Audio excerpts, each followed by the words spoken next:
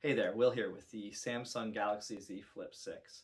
I got the opportunity to review this through the insiders, picked it up, and have been using it for about 3 weeks now. There's a lot of stuff I like about this form factor, and a lot of stuff that would make me consider switching. So this is the Samsung Galaxy Z Flip 6, and I do like this phone. It's something that I would consider switching to, except with a couple of caveats. And the main one is the camera. I'll get there in a minute though, because I thought I'd show the really good stuff about this phone. And the first thing I think of is the screen. It's a really nice OLED panel, really nice and bright. And just a really good size that it folds down into. I have a Pixel Fold that folds open like a book, and this has the nice form factor of the old Motorola Razrs and those kinds of things. So I really like that. And like I said, it's a really nice screen. There is a bit of a crease, but my experience with especially the Pixel Fold has been that the crease kind of becomes like almost the iPhone notch. Like you stop noticing it after a while, and it becomes just part of the experience that you kind of see around, for lack of a better way to put it. And I've found that with this phone. It's really nice, and I don't really notice it that much. What I do notice is the cameras, and there are only two. There could be three on the back, and I think that's a big. Basically, you're compromising for portability. That's the essence of a phone like this.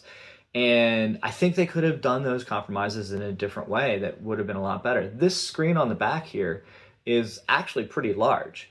I don't know what size it is, but like it's not far off from the original Samsung Vibrant, for example. I had one of those, the very first Galaxy phones. I had one, and I think that was a 4-inch screen. So this is probably around 3-ish.